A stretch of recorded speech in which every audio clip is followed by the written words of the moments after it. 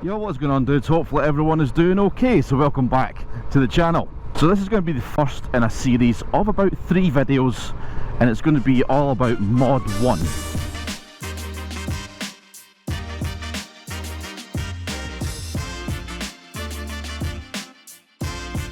So what is Mod 1? Mod 1 is your Module 1 of your bike test. You have to sit that if you want a full licence in the UK, regardless whether that's A unrestricted, A1, A2. So it's a closed off test. You're not going to be anywhere near a main road, you're not out on the road for it.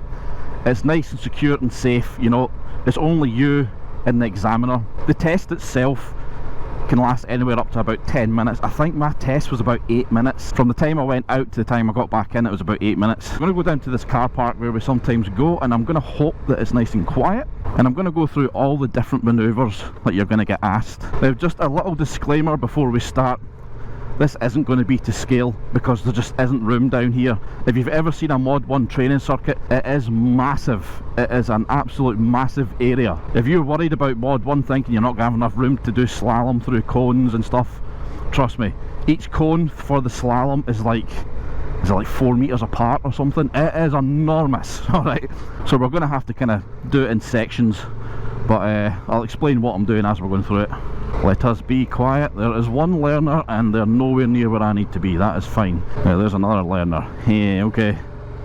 I have to be careful because I don't want to interfere with someone learning when they've potentially got a test coming up, you know. So we'll go way down the bottom and hope that they stay up here. Now I'm looking for the driest part because we are going to have to do an emergency brake at some point today. Yeah, down there should be alright. We'll figure it out. I've got the best homemade cones in my bag. Alright, now they're not quite as bright as the ones I wanted because there wasn't any in stock in the shop and I didn't have time to run about shops looking for this stuff. If you are wanting to do this stuff in your own time, simply go to your local pound shop, whatever, and buy some tennis balls. Alright, now I wanted yellow ones, didn't have any, so we've got red, so hopefully they'll stand out in camera a wee bit. Get a tennis ball, cut it in half, then you've got your cones, and once you're done with them, give them to your dog, or if you've got a mate who's learned to ride, here's a birthday present. Right, I'm going to work through this as you were doing your Mod 1, okay? So the first thing you're going to be doing is your manual handling. Alright, now I'm going to eyeball this. Like I said, it's not going to be to scale purely because we don't have the room. I mean, we have the room for certain things, but we don't have, I mean, if this stuff wasn't here, we'd have as much room as we want, you know, like these railings and curbs and stuff. If they weren't there, we would have as much room as we wanted, and we'd be able to build a proper Mod 1 circuit, but we don't have that, so we've got to make the best of what we've got. Right, so this is going to be the manual handling. Alright, so the manual handling is the first part of the Mod 1. Now there's one thing you need to be aware of, okay? As soon as you sit on the bike, your test has officially started, okay? So no matter what you do in your Mod 1, never ever forget your shoulder checks. From the minute you sit on it to the minute you get off it, you're getting tested, alright? The examiner's watching absolutely everything you do, okay? So what we're going to do is I'm going to actually park the bike over there, and we're going to pretend that we're at the test centre and you've just been asked to sit on your bike, okay? So we're at the test centre, the examiner's just asked us to get on the bike. So as soon as we get on the bike, as soon as our bum goes plant, the test has started, okay? There's some people, I've seen people getting caught out with this before because they think they're not in the test area, they're not getting tested. Trust me, you are, okay? Imagine this entrance here, imagine that little metal drain is a gate, a big metal gate, and that will lead us into this area. So the first thing the examiner's going to say to you is, when you're ready, pull up to the gate or park at the gate, whatever. Alright, so start your bike. Now remember, you're sitting on the bike, even though you're not in the area, your test has started. So the first thing you want to do is check.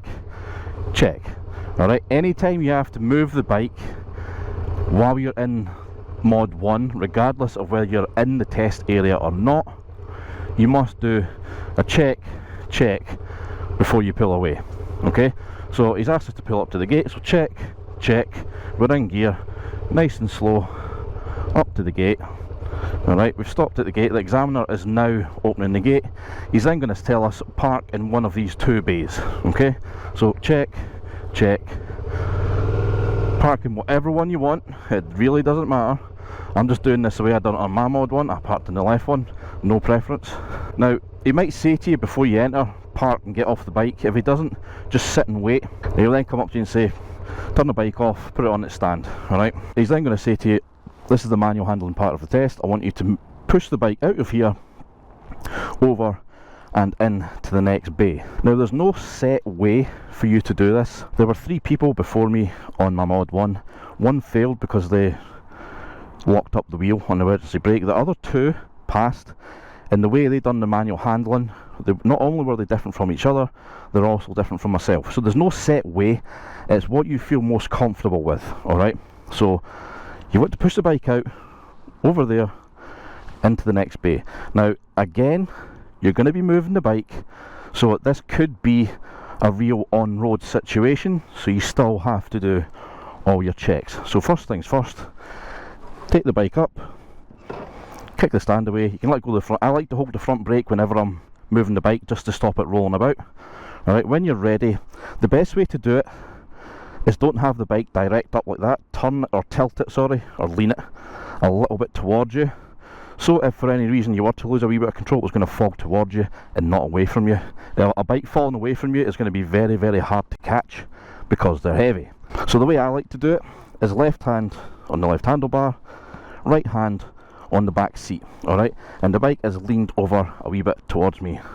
So before you move, you would go check, check, and then you would slowly start pushing the bike out. As you're going out, just do the occasional wee check over your shoulder.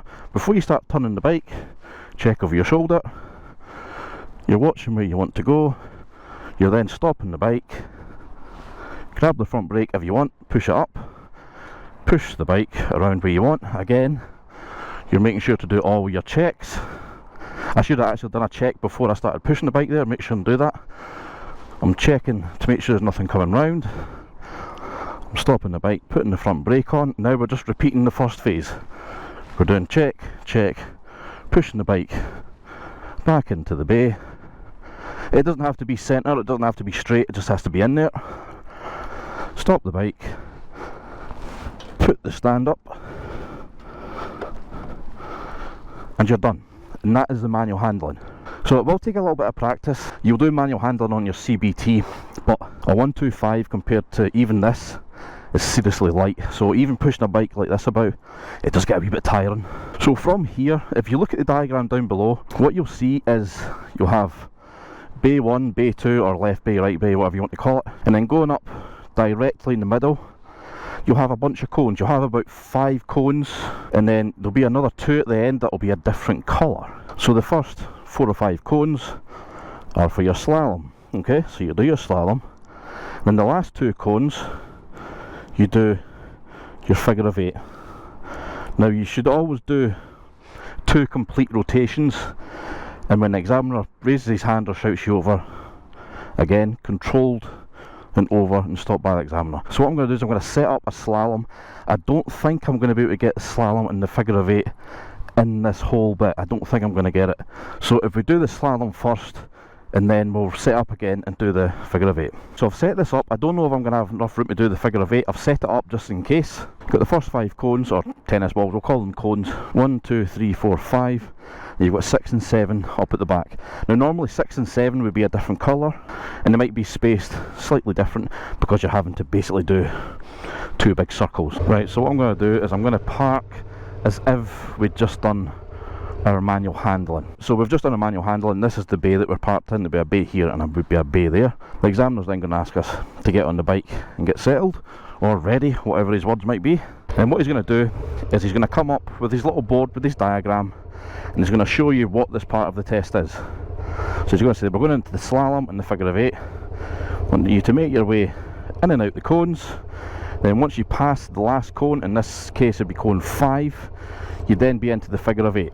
Okay, now I don't know if I'm going to get this with that curb at the end. If I can't, I'll quickly stop, move everything down a wee bit, and we'll carry on. Alright, so the slalom, so again, check, check, because we're moving. Nice and slow pace. You don't have to go. This is actually a little bit tighter than what it would be, but that's fine. Alright, you're going in between the cones. That's just past the last cone. We're then going to go nice and wide, and we're going to go round this cone. Alright, now I'm not doing anything with my throttle and my clutch unless I need to. I could feel the bike was just starting to slow down a bit, so I applied a little bit more. Now what I'm doing is I'm looking at that cone. Once I'm in line with it, I'm looking in between the two cones. I'm going in between them again. I'm looking at that cone. I'm coming round. Now listen to the engine. When I need it, you'll hear the revs getting higher. That's what you need. If you feel the bike starting to slow down or lose power, a little bit more power. Again, looking at that cone, bringing it all the way around. And then at this point, your examiner will raise his hand and say, come over towards me. We're just going to pretend that we're going over towards the examiner. Let's just say this arrow here is the examiner, right? The examiner's then going to say, this is the slow control part of the test. What I want you to do is, in a straight line, move slowly, and your finishing point will be the start of the U-turn, okay? Now, a good rule of thumb, when you're doing the slow control, never pass the examiner. Alright, the examiner's going to walk at a set pace, and you want to just basically match him. So he's going to be walking about 3 or 4 miles per hour, not fast at all. So he's going to start walking, and you're going to stop inside 4 cones. They're not set up yet, but we'll get to that shortly. So this would be the slow control. So he's started to walk, we've done our checks, nice and slow. Now remember, if you want, feather the back brake, keep the handlebars from going all over the place. We're just matching his speed. Let's just say this drain is the start of the U-turn, and we've stopped inside the 4 cones. And that's really the first section of the Mod 1 done. We've got your slow manoeuvre, which we've done. You've got your slalom. You've then got your figure of 8. You've then got your slow control, which brings us up to the U-turn. So that's going to be it for this video. I'm going to make this a 3-part series. This is going to be the first part. The next video is going to be coming up in 2 days' time, and it is solely going to be on the U-turn, alright, because the U-turn can catch a lot of people out, and it is one of the biggest things when it comes to failing your Mod 1, because people will freak out about it, they do it wrong, they put their foot down, or they go outside the line or whatever, and you've instantly failed. Alright, so I'm going to spend the next video just on the U-turn. So that's going to be it for this video, dudes. If you've got any questions about this video in particular, please get in touch, whether it be social media or comment below. I'll get back to you and try and help you out. But hopefully you've enjoyed this, dudes. If you have, give it the thumbs up. I really do appreciate every single one of your likes, and of course if you want to see all my uploads, click on that subscribe button. But until next time, dudes, stay safe, ride safe, take it easy.